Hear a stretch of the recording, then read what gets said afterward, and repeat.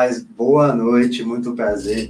Para quem nos assiste, meu nome é João Pedro Teixeira, sou advogado lá do Cotes Advogados, escritório especializado em cyber law, direito dos negócios digitais, tecnologia da informação, privacidade e matérias correlatas. Hoje a gente está começando um projeto muito legal aqui para falar de segurança da informação e proteção de dados, mas não só dados pessoais. Então a ideia aqui, pessoal, não é falar só de LGPD, que é um tema que a gente tem trabalhado bastante nos últimos anos. Na verdade, a proteção de dados, a segurança da informação vai muito além disso.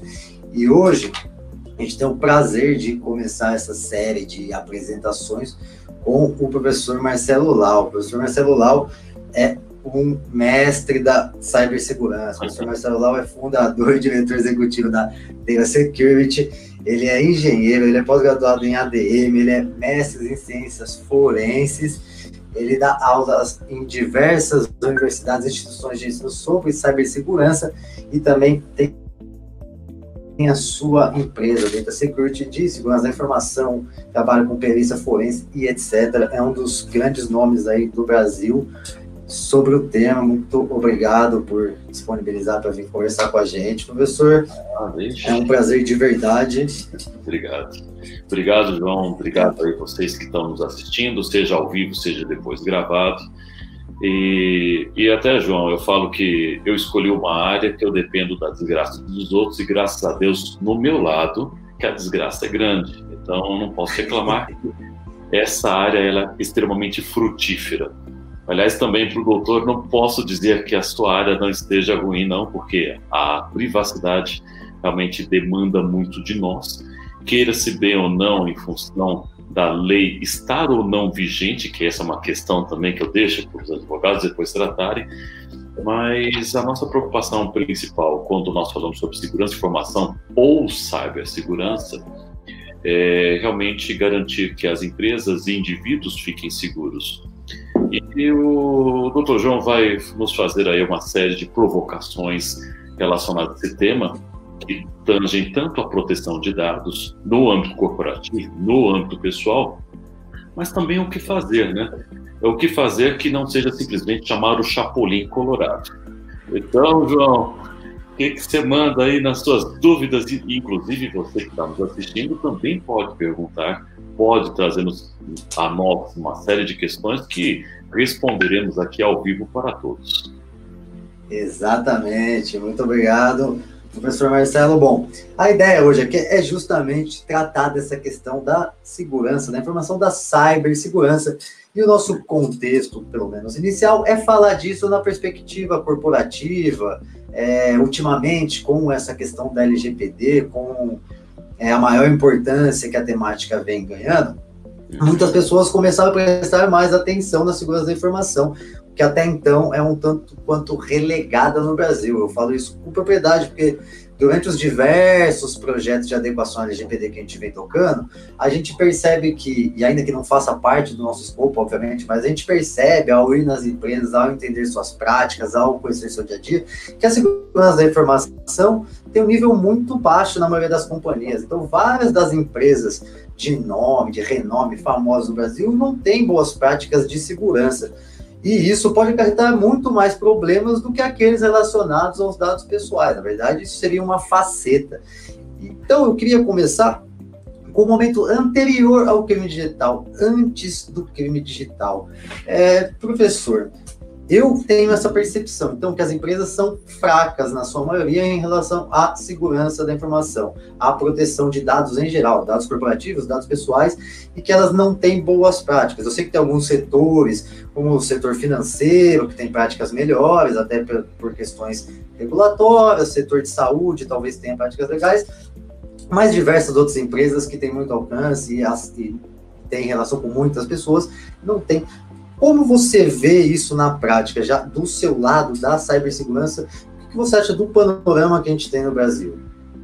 Bom, vamos considerar, então, algo preliminar e necessário para as empresas. Eu sei que nós estamos passando por um período muito difícil em função da pandemia, em relação à Covid-19. E nós sabemos que uma série de empresas, hoje, elas não conseguem ter recursos para manter os seus negócios. Mas vamos dar um passo atrás e considerar um período antes da pandemia. Se eu tenho que pensar em investir nos meus negócios, eu posso investir em várias áreas: pesquisa e desenvolvimento, marketing, ou seja, na definição de um novo produto, na definição de uma nova estratégia, em inovação, por exemplo. Quando nós falamos de segurança da informação, infelizmente muitas empresas têm a percepção negativa de que qualquer investimento em segurança não é investimento, e sim gasto. Por que isso acontece?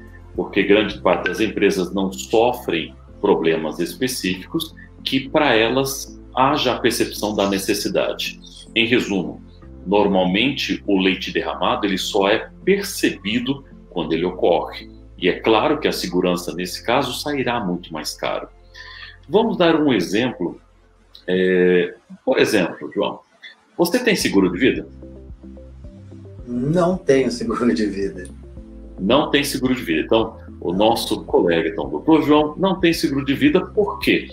Baseado na sua jovem idade, a percepção da concretização do risco que exija aproveitar o prêmio de um seguro de vida não parece ser viável, dada a idade do Dr. João. Sendo jovem, tendo saúde, gozando, então, de uma boa saúde, uma boa alimentação. Você também é atleta, João, ou não? Isso sim, aí sim, eu sou um atleta, pratico esportes, pratico jiu-jitsu, pratico musculação, dou minhas corridinhas aí, pelo menos, né? Então, o João cuida da sua saúde e isso faz com que, no caso dele, a percepção sobre a necessidade de um seguro de vida, ele acaba caindo em segundo plano, até porque qual é a propensão real de ocorrer algum problema de saúde que possa exigir um seguro de vida? As empresas, elas também, muitas vezes, elas consideram que a segurança, ela é parecida com o seguro. Porque, por que a empresa vai gastar com aquilo? Isso não vai acontecer comigo. Isso acontece em outros países, porque vazamentos de dados provavelmente ocorrem na Holanda, não aqui no Brasil. Infelizmente, a realidade não é essa. Nós temos uma série de empresas, inclusive algumas nesse período pandêmico, que sofreram incidentes de segurança relativamente graves. Algumas, inclusive, perdem valor de mercado em função de vazamentos. Mas a questão é, será que eu não posso aprender, através dos outros, uma boa lição do ponto de vista de segurança, de tal forma que isso mude o meu mindset? Eu vejo que isso é propício, mas as empresas ainda muitas vezes ficam reticentes, dado uma série de condições. Primeiro, dado que a percepção do risco provavelmente pode não vir a se concretizar na minha empresa, as empresas têm dificuldade de entender que os investimentos em segurança, eles tendem não só a garantir a segurança, mas também a aumentar a qualidade do que eles ofertam, sejam eles no setor de serviço, fabril, entre tantos outros. E quando nós tratamos de empresa familiar, não sei, João, você já tratou, já atendeu empresa familiar? Já atendi e é uma relação bem peculiar, né? Na verdade, tem uma cultura bem peculiar, a empresa familiar, cada uma tem a sua, inclusive. E o peculiar, eu creio que haja um denominador comum nessas empresas familiares. Você sente que essas empresas familiares normalmente têm um escorpião no bolso quando se fala de segurança? Ou talvez eles não tenham noção nenhuma do que é esse tema quando você trata esse assunto com eles? Exatamente, é o que parece, na verdade. Não sei se o escorpião ou o desconhecimento é um escorpião, mas é bem por aí. A gente até está brincando, está falando de uma maneira quase que lúdica, engraçada, mas eu vejo que o dono do negócio, principalmente se for uma empresa familiar, ele tende a ser muito seguro de si e ele tende a dizer, ou pelo menos considerar, que ele sempre levou o negócio daquela forma. É que nem Gabriela, né? Gabriela da novela, da música Gabriela, que sempre foi assim, sempre será assim. E o mundo muda. Na verdade, de tal forma que novas tecnologias acabam aparecendo, novas oportunidades de trocar informações, dados, armazenamento de informações em ambiente de nuvem e tantas outras tecnologias como inteligência artificial, IoT, nos levam a nos aventurar sobre terrenos extremamente incertos. Quando nós hoje queremos buscar a inovação, existe duas facetas. A faceta da vantagem e dos possíveis riscos a serem enfrentados.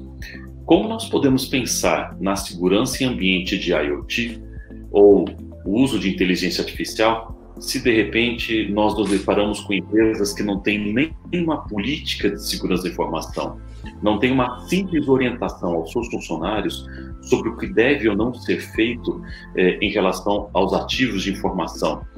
E lembrando que LGPD, ou seja, a Lei Geral de Proteção de Dados, é apenas uma das necessidades mais recentes entre aspas, porque essa lei já foi da época do Temer, já fez 2 anos de aniversário. Nós devemos considerar que a segurança ela precede as necessidades da privacidade, até porque nós temos alguns ofensores, sejam eles concorrentes, sejam eles os próprios clientes, sejam eles os funcionários. E, infelizmente, eu já vi vários incidentes de segurança que levaram a empresa a perdas razoáveis do ponto de vista financeiro. Se eu desse uma dica rápida para os que estão nos vendo em relação à segurança, é o seguinte: você não precisa fazer tudo de uma vez só. Comece aos poucos, faça pelo menos o mínimo, dê um passo de cada vez. Se você é um empresário que está com dificuldades financeiras em função do momento atual, veja aquilo que você pode fazer de uma maneira criativa, de uma maneira simples.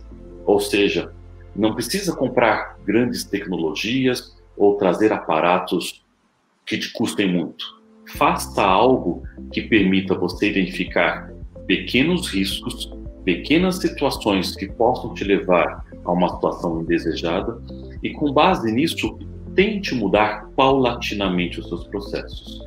Como nós falamos, a empresa ela trabalha com tecnologia, com processos e pessoas.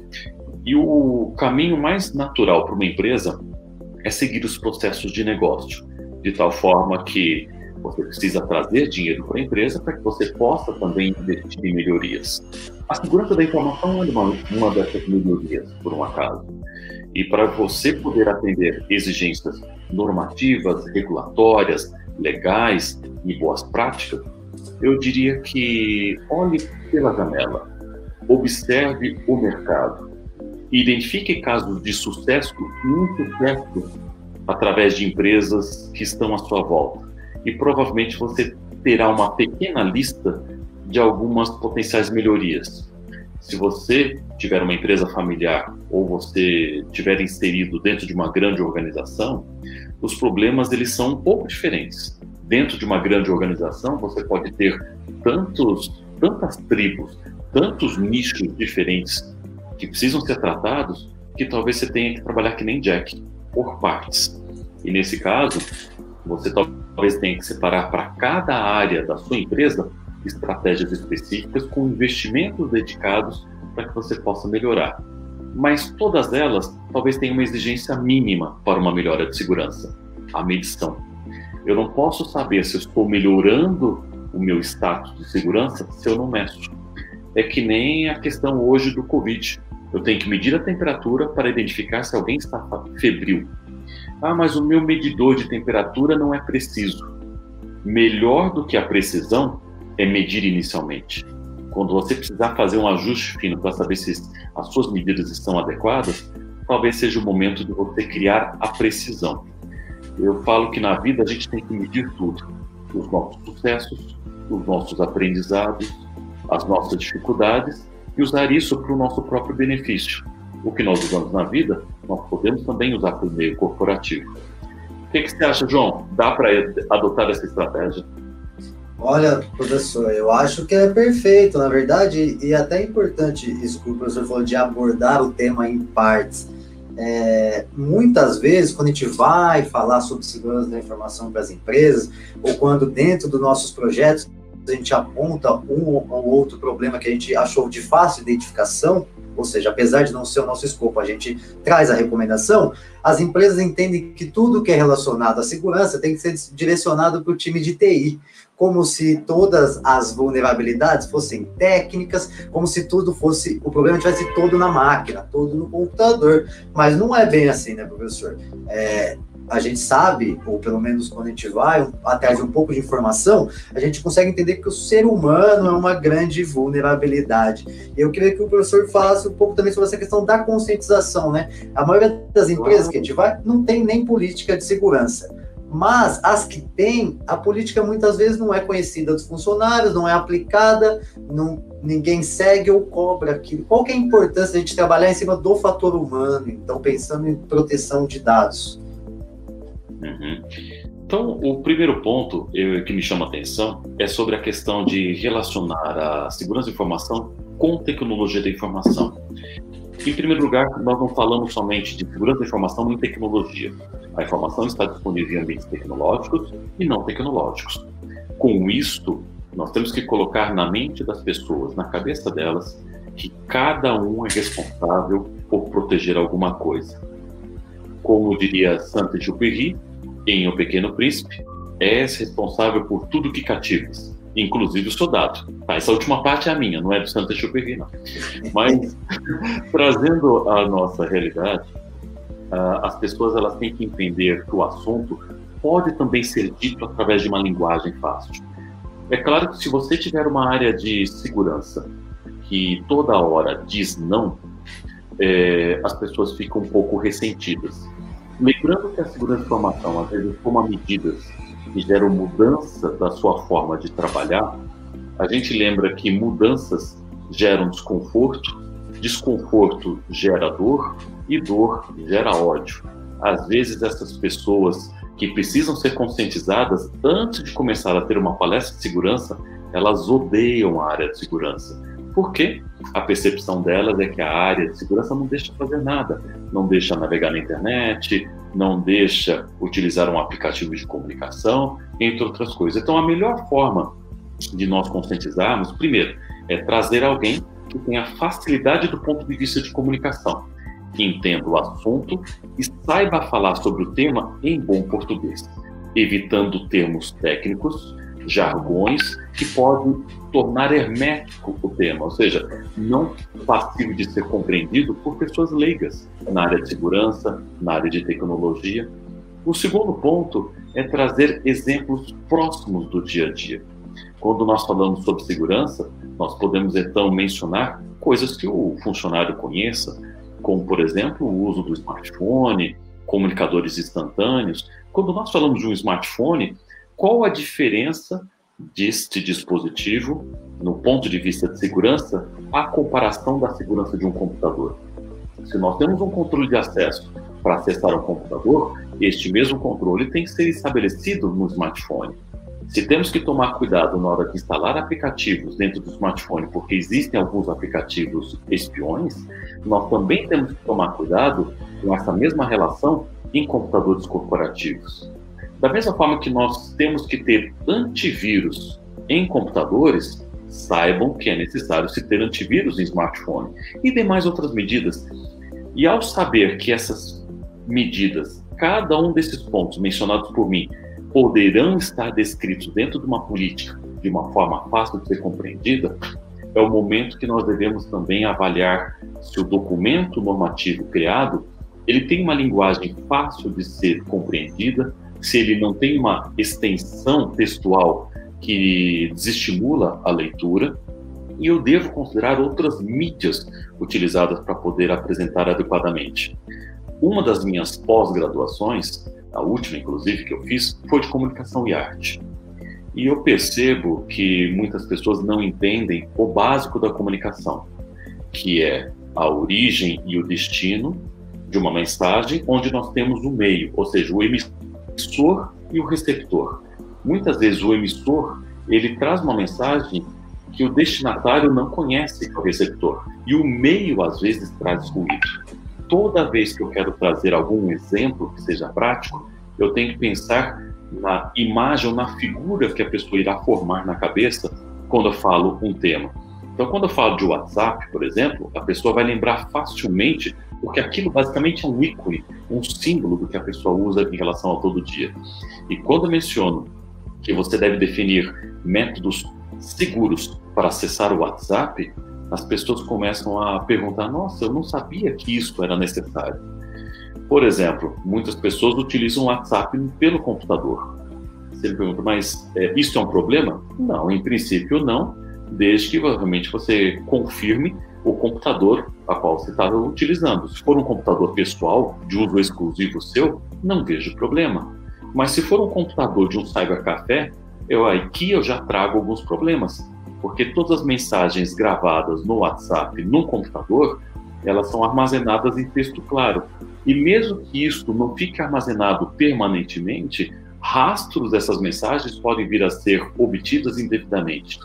Então, quando nós falamos de uma orientação tão simples como essa, em relação à segurança, as pessoas assim, comentam, né? Nossa, eu não sabia, eu vou tomar medidas então agora para poder melhorar. A política, ela tem que ser um guia fácil de ser digerido, fácil de ser compreendido e, mais do que isso, agradável. Nós podemos transformar uma política de segurança numa cartilha, nós podemos transformar em orientações, em vídeo, em palestras e demais outras atividades. Então, quando isso é realizado de uma maneira continuada, chamamos isso então de campanha de conscientização, as pessoas tendem a ter dúvidas e questionar. Com base nisso, isso desperta interesse. E se nós fizermos isso de uma maneira agradável, certamente as pessoas não vão fugir da área de segurança. Mas, é claro, a área de segurança também tem que se colocar à disposição para poder sanar dúvidas, não só do ponto de vista corporativo, mas também do ponto de vista de segurança pessoal. O que você acha, João? Essa estratégia ela pode dar certo no ambiente corporativo? Com certeza. Inclusive, hoje mais cedo eu estava discutindo justamente isso com um cliente no nosso escritório, que era sobre a não aderência dos colaboradores à política de segurança. Então, a empresa tem uma política global, mas essa política não é aderente ao Brasil. Aqui no Brasil, as pessoas são muito informais e eles não têm essa educação para aplicar ou para entender a importância disso. E isso torna mais difícil a gente trazer para a realidade aquele documento. E o rumo da nossa conversa foi justamente a questão de tentar deixar isso, num primeiro momento, de uma forma mais lúdica, né? Primeiro, educar pelo amor, falar de um jeito que as pessoas entendam, se coloque na realidade, por exemplo. Ano passado eu assisti uma aula do professor e durante a aula eu troquei todas as minhas senhas só pelas coisas que o professor foi falando. E depois, obviamente, né, nesse contexto que eu estava dizendo, depois de apresentar o tema pelo amor, ou seja, dessa forma lúdica, focada em comunicação, em fazer a mensagem chegar e ser recebida pelo receptor, obviamente, também fazer um enforcement disso, que aí é educar pela dor, explicar as consequências ao seu contrato de trabalho, por exemplo, quando você descumpre essas regras. E é muito importante isso, porque se o documento, ou se a política de segurança é só um documento frio, um documento sem aplicabilidade, é a mesma coisa que não ter, né? Então, é muito importante que a gente tenha, assim, essa perspectiva de como fazer ele se tornar uma realidade. Agora, professor, saindo um pouco da temática exclusiva de segurança da informação e explorando também as suas outras das várias competências, eu queria falar um pouquinho de crime no contexto corporativo. Recentemente, a gente tem visto diversas notícias e as que têm mais saído são as de ransomware. Então, tivemos o caso daquela empresa de GPS, relógio de corrida e etc. Hoje eu ouvi uma notícia agora há pouco, lá no Lar Digital, sobre a maior empresa de cruzeiros do mundo também foi afetada. Tivemos um caso aqui no Brasil recente, de um mês, mais ou menos atrás, em um hospital. Então, o ransomware tem acontecido bastante. Temos também casos de phishing se multiplicando, inclusive no contexto corporativo. Temos também muitas vulnerabilidades trazidas pelo teletrabalho, pelo famoso home office. Eu queria que o professor me explicasse quais as principais ameaças de crimes no contexto corporativo. Então, como na prática as empresas são mais afetadas por crimes cibernéticos ou crimes por meios informáticos, e o que a gente pode fazer quando isso acontece, ou seja, eu descobri que eu estou sofrendo um ataque ou que eu sofri um ataque, e o que a gente faz nessa hora? Bom, eu acho interessante porque nós podemos até contextualizar em aspectos temporais. Cresceu muito a quantidade de ransomware nos últimos tempos. Isso é uma tendência dos últimos anos. Talvez muitos de vocês ainda se lembram do WannaCry, que quem literalmente foi atingido quis chorar. Depois surgiu outra variante chamada Petya e assim por diante. O Brasil, inclusive, na época do WannaCry, foi um dos 10 países mais afetados por esse ransomware. O caso da Garmin, por exemplo, é bem emblemático porque eu sou usuário da plataforma e como eu regularmente corro, eu percebi o problema no dia que aconteceu. Não consegui sincronizar a minha corrida. Então, eu fui logo procurando informações, percebi que ele estava indisponível, inclusive várias plataformas relacionadas a Garmin. Existe um site especificamente que eu consulto para saber o uptime de alguns serviços. E depois, mais tarde, surgiram os primeiros boatos relacionados ao ataque de ransomware. E, recentemente, surgiram notícias de que eles pagaram aí um valor razoável em função deste ocorrido. As empresas, infelizmente, elas têm sofrido bastante. Esse tipo de técnica, ele se baseia, para quem não conhece, a indisponibilidade dos dados à vítima, exigindo por parte do criminoso o valor de um pagamento financeiro através de uma criptomoeda, usualmente, sendo que, se não for pago o valor, o criminoso não te fornece a chave para decifrar o conteúdo. E nesse segmento, apesar de se recomendar que muitas vezes não se pague o resgate, a gente vê que o bandido até que é honesto. Mas por que o bandido é honesto? Porque normalmente quando você paga, o bandido te fornece a chave. Mais recentemente, eu fiquei sabendo de um outro tipo de golpe, se valendo de ransomware, que você paga o resgate, você tem acesso à chave, e aí na hora que você decifra o conteúdo, o sistema pede uma outra chave. Então você tem 2 pagamentos, é o ransomware em etapas, né? Por jack, né? O ransomware jack, por partes.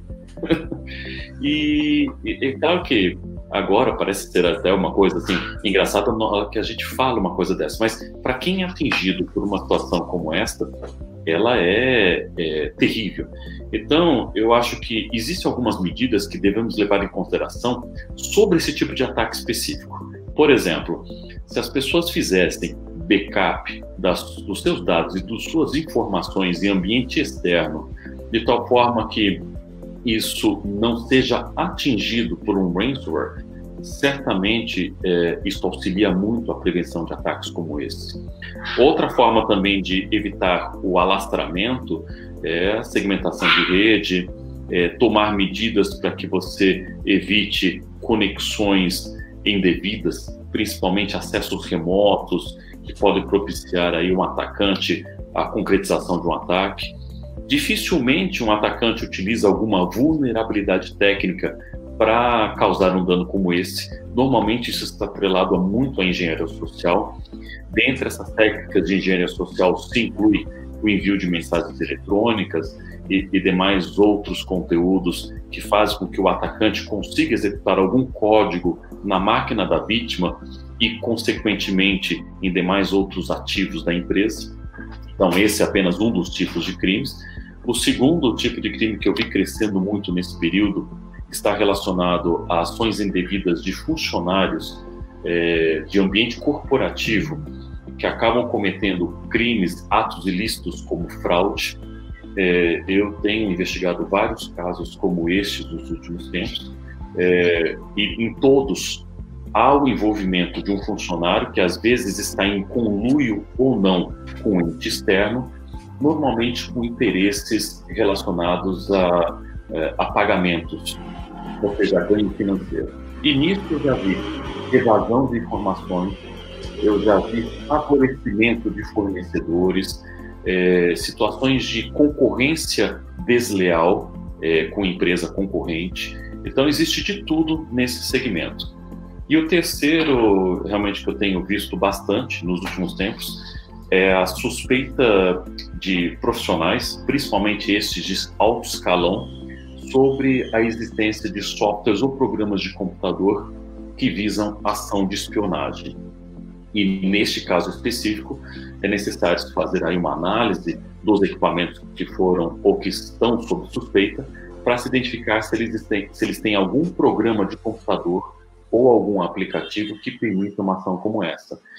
E considerando que nós estamos falando de executivos, é muito comum que eles utilizem, por exemplo, solução da Apple, incluindo MacBooks, iPhones, tablets, entre outros. É claro que demais outros ilícitos ocorrem, como invasões de máquinas, equipamentos, mas isso no menor número. Inclusive, num caso recente de suspeita de invasão, eu consegui identificar numa dessas análises que, ao invés de ser uma invasão ocorrida externamente, foi utilizado por meio da credencial de um funcionário, o acesso, onde realmente ele executou uma série de ações indevidas. Sem contar que muitas empresas, quando percebem que um incidente está ocorrendo, ela percebe tarde demais. A média da descoberta do incidente de segurança, ela é superior a 365 dias, ou seja, é superior a um ano. Então, dentro desse cenário, talvez você tenha um inquilino dentro da sua infraestrutura e não saiba que ele seja um atacante. E aí nós temos que tomar muito cuidado. Ainda mais porque nós temos algumas leis a serem respeitadas, como a própria LGPD. E aí, João, eu não posso reclamar, porque eu estou trabalhando mais do que qualquer outra coisa. Não tenha dúvidas, é muito interessante ver essa perspectiva prática sobre o tema. A gente vê muita notícia, mas talvez a gente não tenha essa perspectiva, por exemplo, do caso dos executivos que vão que tomam informações ou utilizam aquelas informações de uma forma indevida. E aí, a hora que o professor falou isso, me trouxe aí uma questão na mente. Muitas empresas, ainda mais, né, agora nesse período que a gente está vivendo, permitem, sem qualquer restrição, que os seus colaboradores utilizem o WhatsApp para fins de trabalho. Tem políticas de bring your own device, ou seja, que você pode utilizar a sua máquina pessoal para trabalhar na empresa. Como que o professor vê isso do ponto de vista de proteger as informações? É interessante que o WhatsApp pessoal para fins corporativos, isso é uma medida que tem como ser bem utilizada? Essa questão também de bring your own device, eu digo políticas assim, porque é uma política não instituída, né? As pessoas levam, utilizam e não tem grandes regramentos. Como que o professor vê esse tipo de utilização de dispositivos pessoais no cotidiano do trabalho? Eu acho que nós devemos agora pontuar mais do que o uso de dispositivos pessoais. Nós estamos trabalhando em casa. E nessa nova realidade, talvez o home office ele seja estabelecido como um processo muito mais frequente e talvez duradouro para várias empresas. Bring Your Own Device não é realmente um assunto novo. Desde há muito tempo já se tem a possibilidade e a ideia de algumas empresas adotarem isso, algumas chegaram a adotar, que é a possibilidade do funcionário ou prestador utilizar o seu próprio equipamento pessoal para executar as suas atividades laborais. Mesmo que a empresa ela não tenha isso estabelecido formalmente, nós sabemos que uma pessoa qualquer que ela consiga ler mensagens eletrônicas da empresa através do seu celular, ela está utilizando Bring Your Own Device. Ou seja, numa situação muito simplista, a utilização do equipamento pessoal para fins de trabalho, ela já ocorre. E o Dr. João comentou sobre algo interessante, o WhatsApp. Nós sabemos, sim, que existem várias empresas que proíbem terminantemente o uso do WhatsApp para comunicações instantâneas. Mas sabe a experiência que eu tenho, Dr. João? Que nenhuma empresa consegue cumprir isso daí, sabe por quê? As pessoas irresistivelmente têm grupo de WhatsApp. Eu conheço situações de empresas, inclusive multinacionais, que proíbem o uso do WhatsApp, mas ela é uma cultura nacional. E quando eu pergunto aos funcionários se eles usam o WhatsApp, eles vão falar que usam. E por que eles alegam o uso dessa ferramenta? Porque eles indicam a necessidade de melhor agilidade nos seus processos de negócio. Então, como que nós vamos fazer em relação a isso? Sobre o WhatsApp, eu tenho uma percepção que a gente não acaba com o WhatsApp, mas nós temos que então definir uma regra um pouco melhor para que isso ocorra. Sabendo que é um dispositivo pessoal, que existem grupos, eu acho que melhor do que proibir, então, é definir boas práticas. A primeira delas está atrelado a grupos. Quando alguém cria um grupo de WhatsApp e vai trazendo indivíduos para trocar informações, normalmente as pessoas sabem adicionar contatos, mas dificilmente elas se preocupam em tirar esses contatos caso o funcionário seja desligado ou até realocado para uma outra área da empresa. A pessoa ela não está preparada para fazer a administração, às vezes, do grupo. Então, eu recomendo, nesses casos, que haja pelo menos algum tipo de indicação, algum tipo de recomendação sobre o estabelecimento desses grupos, sobre a revisão periódica dos componentes que estão nesse grupo, para que, de fato, somente pessoas que nem pertençam ou façam parte desse tipo de comunicação. O segundo ponto é o que se coloca dentro do grupo de WhatsApp, que é a questão da etiqueta. E antes de falar sobre colocar informações sensíveis, eu entendo que um grupo de WhatsApp para fins corporativos também deve seguir, no mínimo, as questões relacionadas ao turno de trabalho, até para que isso não gere problemas trabalhistas. Isso inclui, por exemplo, acionamentos em feriados, fins de semana, que podem gerar outras dores de cabeça. No que tange o compartilhamento de informações, nós sabemos que o WhatsApp pode ser usado para compartilhar voz, textos, conteúdos, anexos. Eu sou temerário em algumas questões. Compartilhamento de senhas. Se for em grupo, isso é terminantemente desaconselhável. No caso de arquivos, lembre-se que conteúdos enviados por meio dessa plataforma, se forem abertos no celular, talvez fiquem gravados em dispositivo que talvez você não tenha as medidas de segurança. Eu, por exemplo, eu uso um smartphone, mas esse smartphone, ele vive criptografado. Ou seja, você tem que pensar em medidas mínimas para proteger o próprio dispositivo, que podem conter dados que, de repente, não poderiam permanecer no mesmo.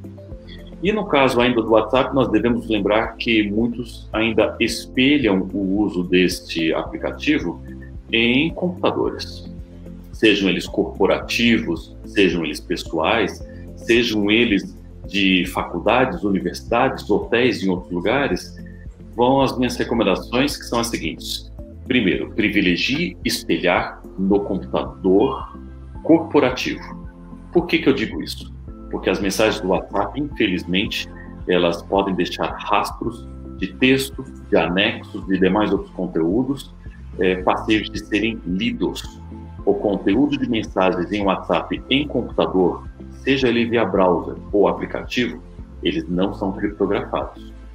Outro aspecto importante é considerar que máquinas pessoais, ou mesmo aqueles que não são de uso pessoal, você não sabe quem pode manipulá-los ou acessá-los. Isso pode colocar em risco informações trocadas, inclusive possíveis documentos e anexos. Então, eu acho que deve ser estabelecido pelo menos um conjunto mínimo de regras. E quando a gente fala de WhatsApp, a gente deve considerar Telegram e outros comunicadores instantâneos, inclusive o próprio Signal, que foi uma alternativa comentada até pelo Snowden na época dos vazamentos das mensagens que envolveram o ex-ministro Sérgio Moro. Do ponto de vista ainda de BYOD, sabemos que algumas empresas não chegaram a adquirir equipamentos para os seus funcionários, seja porque a empresa não teve recursos, seja porque não havia equipamento disponível.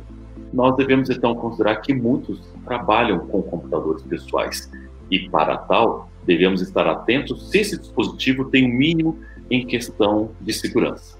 Digamos então que você precise algumas medidas mínimas. A primeira delas é uma senha. A segunda delas é quando você sai da sua máquina, trave o seu computador. A terceira medida, coloque um antivírus. E mesmo que o seu computador não seja Windows, você tem que considerar a inserção de um antivírus. Isso significa que qualquer plataforma operacional ela pode ser atingida por códigos maliciosos. Chamamos isso genericamente de malware, malicious software. E o antivírus deve estar presente até no celular. pois existem ameaças que podem atingir esses dispositivos. Nós sabemos que a máxima da segurança é a seguinte: todo sistema massivamente utilizado também será massivamente atacado. Com isso, seja ciente que Windows, como sistema operacional de estação de trabalho, e Android, como sistema mobile, são sistemas infelizmente mais atingidos. Se nós temos essa noção mínima que os dispositivos pessoais ou meios pessoais utilizados para a comunicação precisam ser protegidos, existe um outro grande porém que deve ser também avaliado. Se eu estou usando o dispositivo pessoal para acesso a um conteúdo corporativo e houver uma suspeita de um ato criminoso realizado pelo indivíduo, eu só posso vir a obter o dado contido nesse dispositivo desde que eu tenha uma solicitação e uma autorização judicial. Caso contrário, eu não posso realmente obter o dado se não for deferido pelo juiz uma decisão como essa.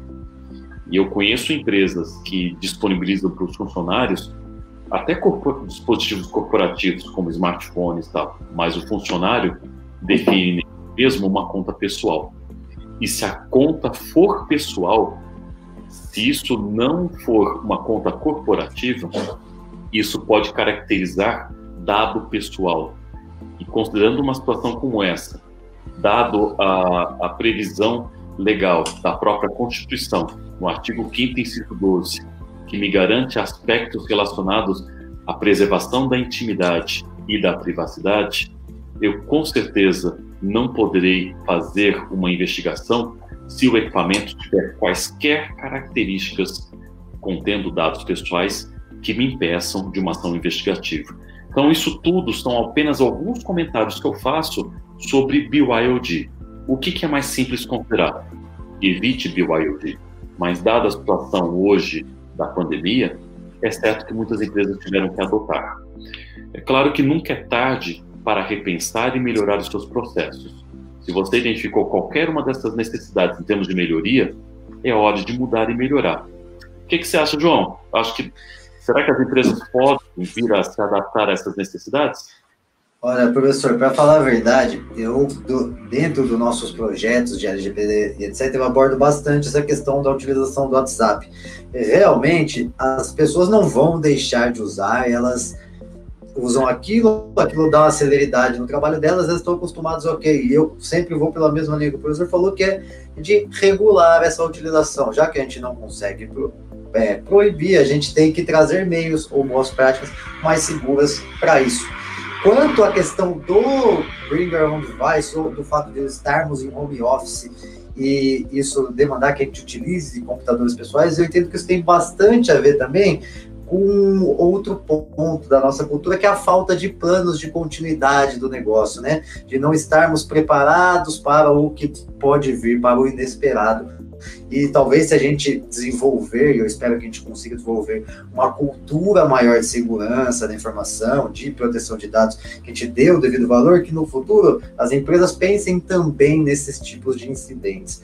Agora, o professor falou bastante da questão do uso pessoal e que isso pode dificultar a apuração de infrações e crimes. E aí é uma parte que me chama muita atenção, que eu acho bem interessante, que é essa parte forense do trabalho. Professor, como que funciona essa coleta dos elementos, a preservação dessa cadeia da prova, né, para garantir que ela seja validada como uma prova perante o juízo? Isso é feito direto no hardware, isso é com software, é feito remoto? Como é que funciona o trabalho de investigação forense num crime desse cibernético, ou por meio informático, ou crime digital, dentro do contexto de uma empresa? Quando alguém te chama, o problema aconteceu e eles contratam o Marcelo Lau, e o Marcelo Lau fica feliz porque ele vai lá apurar isso. Como que funciona o trabalho na prática quando a gente vai falar de forense? Bom, existem dois casos que realmente suscitam uma ação como essa.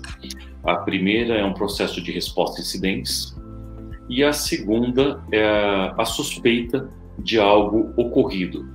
Em ambos os casos, eu tenho a prática de considerar que o que está ocorrendo é um potencial incidente que pode me gerar potenciais evidências, que do ponto de vista legal, o objetivo é identificar potencial materialidade. Obrigatoriamente, eu devo seguir tanto aspectos legais quanto aspectos normativos e boas práticas. Para isso, existe uma norma que trata deste tema, que é a ISO 27037, que trata das primeiras etapas relacionadas ao processo investigativo em meios informáticos, que se inicia através da identificação. Portanto, quando sou informado sobre um possível incidente, eu tenho que me inteirar sobre a suspeita, porque normalmente o que eu ouço são percepções, e com base nessas percepções, eu vou delineando possibilidades do que deve ser investigado. E com isso nós identificamos possíveis meios às quais eu posso vir encontrar evidências. É hoje natural se considerar que todo e qualquer dispositivo informático é fonte de evidência. Eu posso então considerar computadores, notebooks, servidores, smartphones, catracas, sistemas de ponto, sistemas de comunicação, PABX, sistemas em nuvem e o que mais vocês puderem imaginar. Então, dado esse cenário extremamente amplo, eu tenho que procurar, em primeiro lugar, quais são os possíveis caminhos e os possíveis locais que eu possa vir a encontrar as potenciais evidências digitais. E aí, com base nisso, nós fazemos uma pré-seleção ou uma triagem. E é claro, como nós sabemos que a perícia ela será mais custosa quanto mais evidências forem selecionadas, normalmente nós definimos um subgrupo que seja viável economicamente, que seja passivo de atender às necessidades do cliente, que nós sabemos que normalmente uma atividade dessa investigativa é quase sempre para ontem. Então, existe realmente a necessidade, em primeiro lugar, de realizar a atividade de preservação, uma vez que eu tenha que fazer, então, a cópia dos dados, a preservação dos dados, eu tenho que garantir que o processo seja feito com a devida lisura.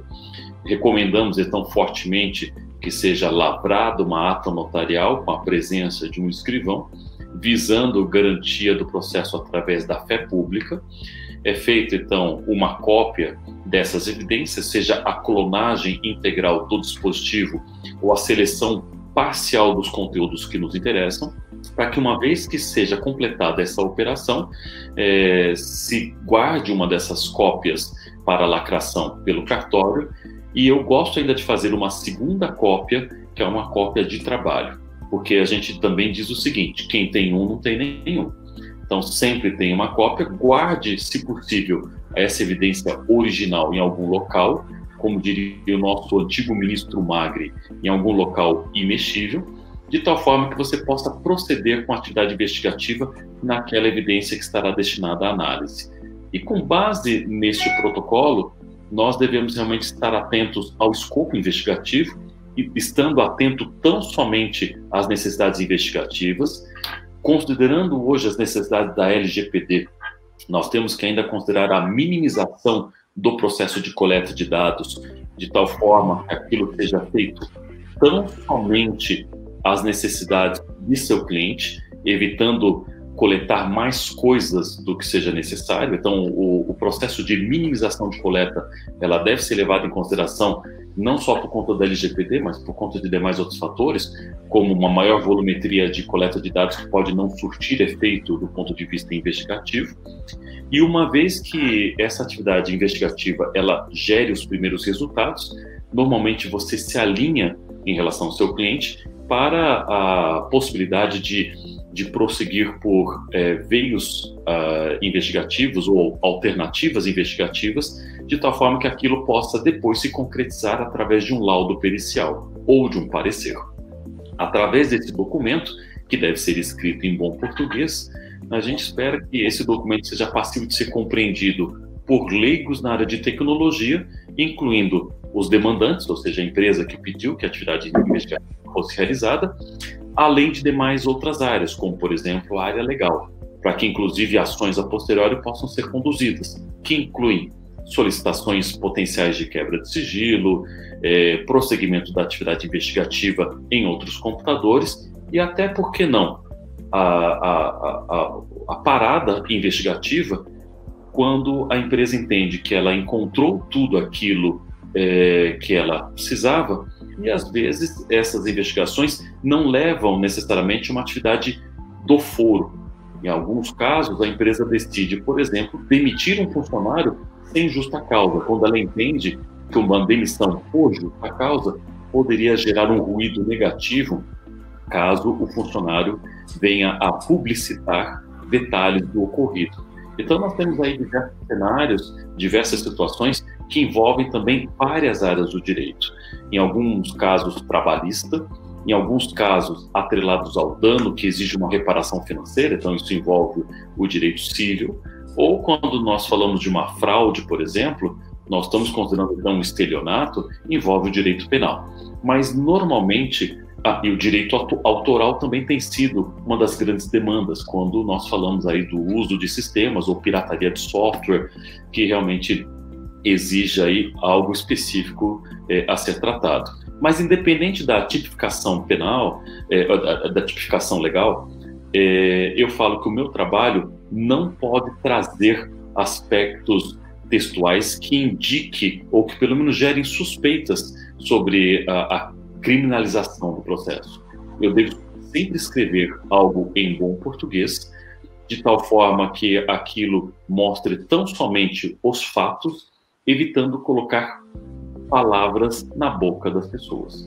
Porque caso seja identificado qualquer tipo de predileção em cima do meu contratante ou mesmo do suspeito, isso pode gerar potencial nulidade e desconfiança por parte daqueles que estão lendo o conteúdo. Faz parte do advogado toda essa atividade de argumentação. Para mim, somente me restam os fatos. O que você acha, João? Perfeito, não poderia ter explicado melhor. Professor, a gente está caminhando para o fim, e aí, falando, né, dessa questão da investigação ou dessa busca pelos rastros, né, desse cybercrime, desse delito cometido pelo meio informático, eu pensei em outra coisa que eu li recentemente, não lembro qual lei é recente, mas da possibilidade de infiltração digital. Então, como agora a criminalidade, na verdade, não só de agora, né, ela trabalha em home office tem um tempo já, tem muitos crimes de engenharia social feito de dentro da cadeia, por meio de ligações, como faziam os hackers lá do começo, os freakers, né, pelo telefone, etc. Tem bastante coisa nesse sentido. Como o senhor vê na prática a possibilidade da polícia ou da polícia com a ajuda de técnicos fazer uma investigação ativa, uma infiltração digital em quadrilhas, tentar invadir dispositivos para captar, coletar informações, coletar áudio, vídeo, talvez? Você acha que isso é possível, que eu estou viajando muito, ou a gente está caminhando para a necessidade de existir uma investigação ativa? Porque muitas vezes, eu estava até assistindo uma palestra do promotor Federico Serói, lá do Ministério Público do Distrito Federal, ele falava sobre isso, que às vezes é muito difícil conseguir informações das redes sociais, tem rede social e outros portais, etc., da internet, que não divulgam os dados, colocam diversas barreiras, e que o Ministério Público, a polícia, devia atuar de uma forma mais proativa, buscando essa invasão investigativa, se eu posso dizer assim. Como que o professor vê isso? Existe uma possibilidade de a gente começar daqui para o futuro investigar quadrilhas e criminosos cibernéticos ou não, por meio de interceptações também de questões tecnológicas, além do telefone, o que já é comum? Bom, quando nós tratamos esse sensível tema, nós estamos então nos encaminhando para a atividade de inteligência. A atividade de inteligência, ela existe em várias esferas, tanto do poder público, quanto de empresas privadas, e por estados, e a gente lê estados com E maiúsculo, países. Então, quando nós falamos de uma ação como esta, ela pode ser algo lícito ou algo ilícito. Vamos começar então por aquilo que é lícito. Eu posso coletar dados, por exemplo, de fontes abertas. Nós chamamos isso de Open Source Intelligence, também conhecido como OSINT.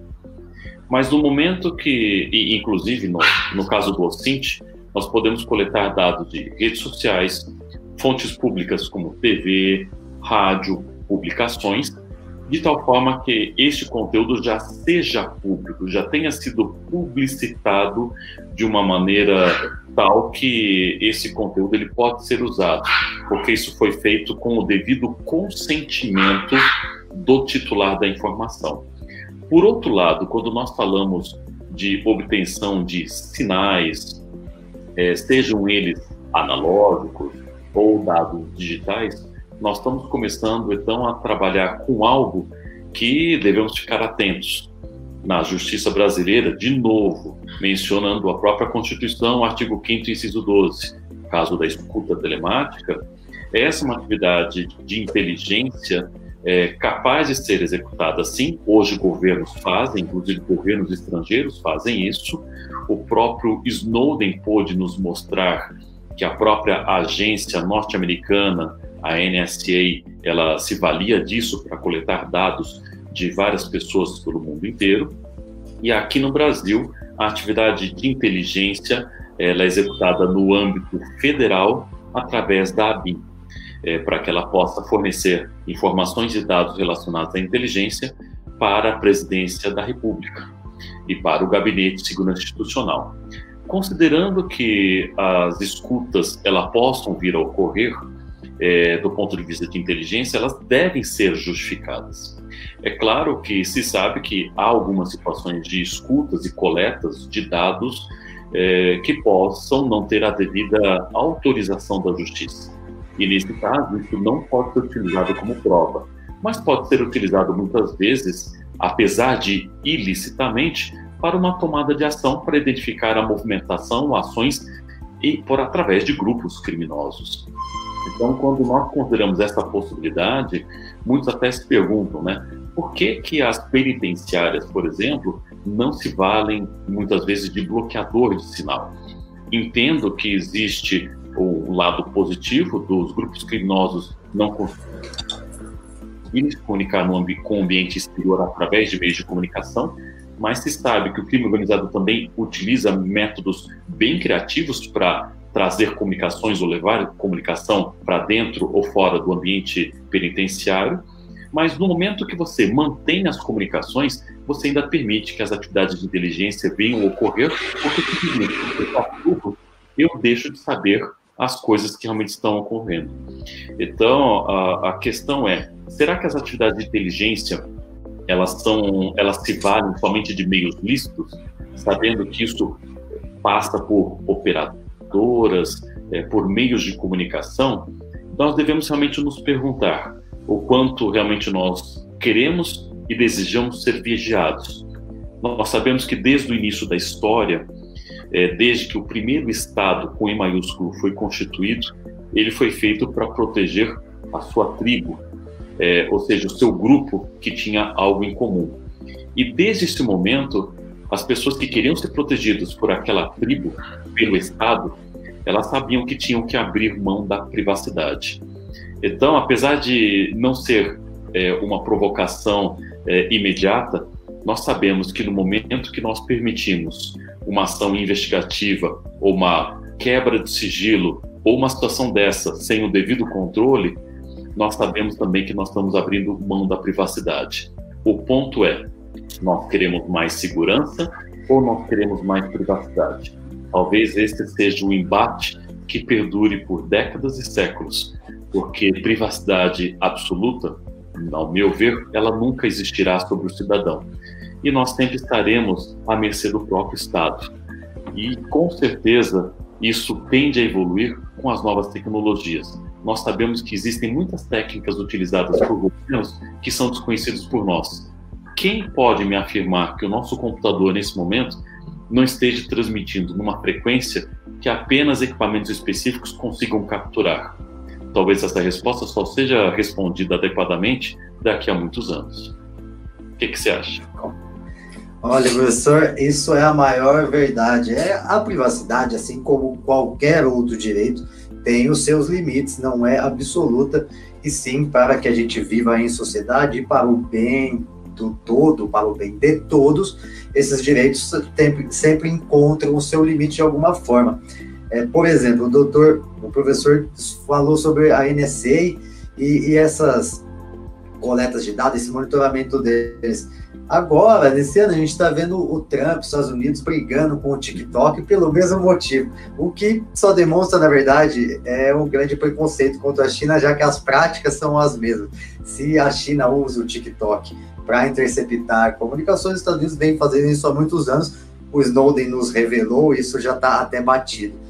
Então, sim, importante que a gente discuta a temática, obviamente, porque isso não pode ser desmedido, não pode ser regrado, e muito menos feito às escuras, ao ponto da gente só descobrir quando vem um leak desse, como foi no caso do Snowden. Então, isso é um ponto positivo da LGPD, mas eu espero que isso não cinja-se só a LGPD, né? A LGPD trouxe muito essa discussão sobre privacidade, isso vem depois do escândalo de Cambridge Analytica, dos leaks, do Snowden, etc., mas a gente tem que levar isso para outro patamar. Isso, a gente demanda, no Brasil, principalmente, um maior aculturamento sobre o tema. A gente é um país muito cru nisso, muito cru em privacidade, em utilização da internet, em segurança da informação.